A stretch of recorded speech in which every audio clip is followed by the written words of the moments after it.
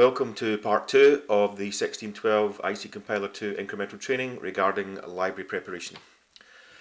So most of this presentation will cover enhancements to frame view generation.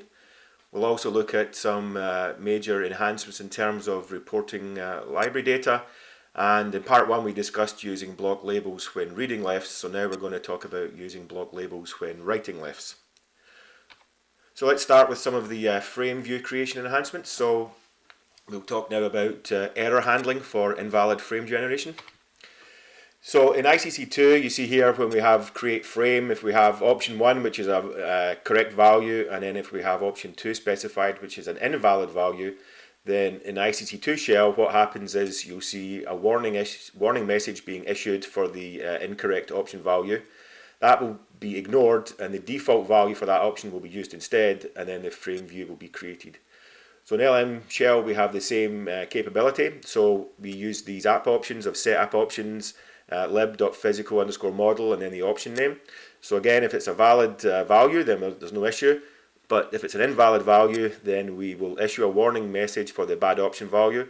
We will ignore that invalid input and use the default value for that option instead, and then go on and create the frame views. So you can see here a simple example in ICCII shell. So we have this create frame dash block all any, and then we've set up the DRC distances, metal 1 0.3, and then this bogus A1 0.5. So you see here we get a warning about our use of the value any for block all, since that's not a valid value. The only valid values are auto, true, and false. It says here that the tool will then use the default value, which is auto for that particular option. And then we get another warning saying that A1 is not a valid layer name in the text file, and so it will ignore that setting for the DRC distances option that you've specified. So basically, it will, if an option setting contains both valid and invalid values, then the valid value will be used and the invalid value will be discarded. So for the above example, the metal 1 will be honoured, but this A1 will be ignored. Likewise, in LM shell, when we set up the same types of parameters using set app options, if we use this value any as before, which is invalid, and we set up this A1 layer, which is not in the teg file, we basically get the same warning messages again saying that the any option for block all is not valid, and the default value of auto will be used instead. And we get the warning saying that A1 is not a valid layer name, and so it's going to ignore the setting for the DRC distances. And it's also worth noting that the check workspace command will only issue each warning message once. So now let's look about how we go about creating frame views for subblocks if we have a hierarchical block. So we have added this app option, lib.physicalmodel.create frame for subblocks. So as the name suggests, that allows you to create frames for subblocks in a hierarchical design. So if we look on the left hand side, we have our top level block, block 1. We have 2 instances of a sub-level block, block 2, and 1 instance of a sub-level block, block 3. So the default behavior for this create frame for subblocks is false. So basically we get the frame views that you might imagine just for block 1. However, if we have create frame for subblocks set to true, then we get the frame view created for block 1 as before, but we now also get a frame view created for blocks 2 and 3. Again, very simple to set up. We just use the set app options command, and we have the name lib.physicalmodel.create frame for subblocks, fairly straightforward name. The default is false, and that will just create a single frame for the top level, or if you set it to true, you'll get the subblocks as we discussed in the previous slide. Now let's move on to specifying top layers for core blockages. So during the frame view generation stage, the core blockages are created. The core blockage creation is controlled by the lib.physicalmodel block all application option in the LM shell, or the create frame dash block all option in ICCII shell. So as we've seen on the previous slides, these valid values were auto, true, and false, and there's also another one, used layers. So from 1603 SP2 onwards, you can now specify the top layer for the blockage. That layer that you specify must be either a metal or a poly layer that is defined in the teg file. And then what happens is that the frame view generation will create a zero spacing blockage on that specified layer and all the layers below it. and the layer sequence is based on the routing layer's mask order. So again, we can set that up using the app options in LM shell, lib.physicalmodel.blockAll. We can set it to be auto, true, false, used layers, or we can now specify this top blocked layer. And likewise, the create frame command in ICCII shell also allows you to specify this top blocked layer. So let's just look at an example here in ICCII shell.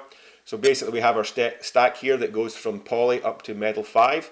So if we specify the command create frame block all M3, what we get there is that zero spacing routing blockages are created for metal 3 all the way down to poly. And you can see here from the graphic that metals 4 and 5 do not have any zero spacing routing blockages created since we specified metal 3 and all layers below metal 3. The tool will issue a warning if the specified value is not valid. So basically it just lets you know that you've not specified the correct value. So we saw that when we were looking at inconsistent frame generation. We'll also get it if the layer you set is not a metal or a poly. Again, we saw that in the invalid frame generation section. So now let's move on to removing non-pin shapes so we can reduce obstacles to routing. So if a block contains a lot of non-pin shapes within the DRC distance, then the frame view might contain unnecessary obstacles, which will result in a longer routing runtime as it has to find a way around these obstacles. So we've added two new options to remove these non-pin shapes during frame view generation.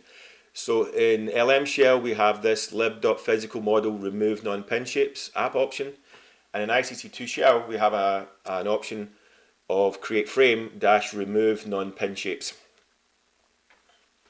So in LM shell we can just use this, so we can basically use the set app option command, specify the name lib physical model remove non-pin shapes, and then we can specify the layer names or remove all. And again in ICCII shell we have create frame remove non-pin shapes, and then we can specify a layer name or none or all. So if it's set to none, then the non-pin shapes are not removed, which is the default behavior. And if it's set to all, then all non-pin shapes of that specified layer are removed. You should use this option with the block all or block core margin options, since the combination can create the proper blocked area from the boundary and make sure that there are no missing DRC violations for routing wires due to the removal of these non-pin shapes. Again, we'll get this frame 040 warning message if the specified mode value is not set. So we've seen that a couple of times before. Now let's look at create zero spacing blockages around pins. So if we set a positive value for the block core margin option, then that can make it difficult for the router to access the terminals between the cell boundary and the blocked core margin that you've set. So it may mean that the terminals can only be accessed from inside the cell, or if they're not coloured or placed off track, then we can get a lot of routing DRC violations. So we've added two new options in ICCII LM shell and ICCII itself to create zero spacing blockages around the pins to ensure that the router can access the terminals from outside the cell. So we've added the app option lib.physicalmodel.create zero spacing blockages around pins. And in ICCII shell we've added the option create zero spacing blockages around pins in the create frame command.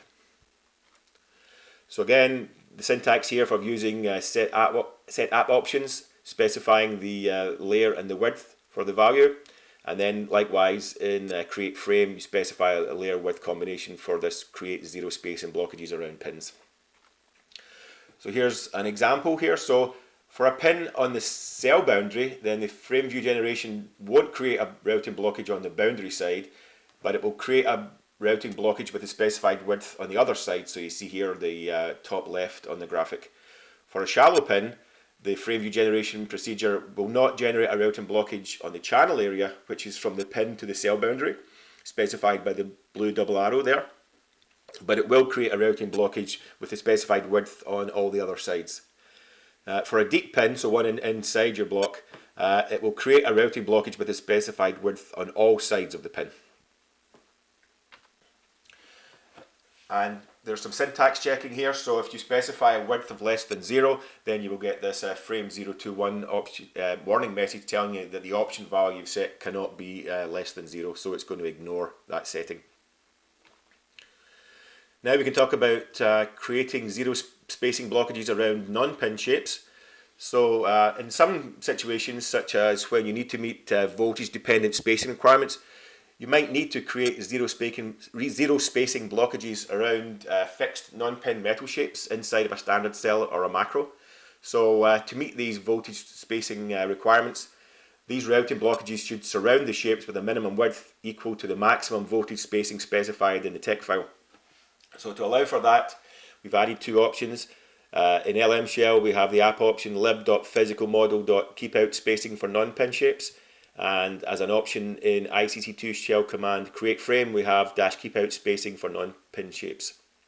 So you can use this feature only on the layers for which the core blockage creation is disabled, obviously. So let's look at some examples here. So for each layer, you must specify the threshold for the length of an edge. So an edge is defined as a segment along the contour of the connected non-pin metal shape whose length is less than or equal to the specified threshold. So it's also important to note here that edges are not trimmed by the pins. A side is a segment along the contour of the connected non-pin metal shape whose length is greater than the specified threshold, and sides are trimmed by the pins here. So if you look at the graphic on the bottom left, this is a corrected non-pin metal shape. And you see here on the right hand side, we've annotated that non-pin metal shape. So the red lines are edges because the length of each red and black line is no larger than the threshold value, but only the red lines are seen as edges. So frame view generation creates zero spacing routed blockages according to the spacing specified for each layer to protect non-metal shapes, and those are metal shapes, via shapes, and regular routing blockages. It's worth noting that zero spacing routing blockages are not target shapes. So the user interface here, again, very simple. We have the app option, lib, physical model, keep out spacing for non-pin shapes, and we specify the layer name, the edge threshold, the extension spacing, and the corner keep out spacing. And we have the same there for create frame in ICCII. We have -keep out spacing for non-pin shapes, and we specify the layer name, the edge threshold, the extension spacing, and the corner keep out spacing. So here, an example here. So we have this pin here. So we have a non-pin metal shape here with pins surrounding it. And in the first example here, if we have this create frame -keep out spacing for non-pin shapes, we have it set to the extension value of 0.7 here. You can see from the graphic in the bottom there, there's no trimming on the edges, but the zero spacing routing blockage is set up with the correct extension. Example 2 here, if the corner keep out spacing is also specified, then extra zero spacing routing blockages are created at the corner of the non-pin shape. So here we've specified that as 0.2 here. So now we have these corner keep outs set up to 0.2 here. So now we've adapted the zero spacing routing blockage for the non-pin shape to also include zero spacing routing blockages for the corner keep outs. Third example here, if we have an edge threshold of 0, that means there's no edge of the shape contour, and the zero spacing routing blockages are trimmed by pins for all the sides. So you can see here we've set the edge threshold to be 0 in this create frame command, and you see there the zero spacing routing blockage has been trimmed accordingly. Then let's look into the color-based frame generation flow. So in the color-based double patterning flow, the shapes in a macro must be pre-colored. So if the macro contains uncolored shapes, then ZeroOut will issue the message telling you that at least one macro with no color shapes is enabled and or with the via color rule. So this enhancement adds support for color-based frame generation by adding options to control the color setting for the RC metal in the frame view, and also performs extra checks during frame generation. So we've added new frame generation options in both LM shell and ICCII. So in LM shell we have the new app option lib.physicalmodel.color-based DPT flow, and we have an option in create frame in ICCII of -color-based DPT flow. So the default is false, and the other options are true and auto. So this flow will consider the double patterning rule specified below from the tech file. So the same color span and the different color span X and Y min spacing. So how do we use this? So when the color-based DPT flow is set to false, then the RC of each metal layer is generated as an uncoloured shape that's trimmed by the pre-coloured shapes with the maximum spacing specified in the tech file to make sure that we avoid colour conflicts. And the default shapes, which have no associated net and which are uncoloured, will then be merged with the RC metal. So you can see how that's, you see the graphic on the bottom left is what the design view like, and then we have the colour generation on this, the block boundary on the right hand side shows the halo distance, DRC distance, and the RC metal set up there, which is uncoloured. If the colour based option is false, and if one or more DPT rules are defined in the tech file, then the frame generation flow will issue a frame 050 warning message that will say there are colour rules defined in the tech file, and therefore we suggest that you turn on the colour based DPT flow for frame creation since the relevant data is present. So when we set this DPT flow to true, then the RC metal of each metal layer is generated as a colour 1 shape that is trimmed by both coloured and uncoloured shapes with the maximum spacing specified in the tech file. So you can see here now that we have the RC metal set up and we have all that specified as colour 1. When that DPT flow is set to true, if the cell has a design type attribute or of module or macro and has uncoloured shapes on a layer for which one or more of the DPT rules are defined in the tech file, then the frame generation flow will issue a warning to say your macro has some no colour shapes on these layers, and those layers are do have colour rules in the technology file, so you get a warning to let you know about that. When the colour based DPT flow is set to auto, then if one or more of the double patterning rules are defined in the tech file, then the option is treated as true, otherwise it is treated as false. So from SP5 onwards, the default for this colour based DPT flow is false. In a future release, it's worth noting that it will be changed to auto. So frame generation issues regarding this will tell you the frame 052 warning message to say starting from 1612, the default value of frame option colour based DPT flow will be changed from false to auto. So that's worth taking note of. Now that we've dealt with the frame generation enhancements, let's look at some library reporting enhancements. So we've added new checks for routability, placement constraints, wire tracks. So the dash routability enhancements, we will skip deep pins for access edge checking. So when all the pin shapes of a pin are deeper than 1 pitch and no upper metal is blocked, then we'll skip that access edge checking since there's no point. We will issue a warning if a cell contains more than 100,000 non-pin shapes.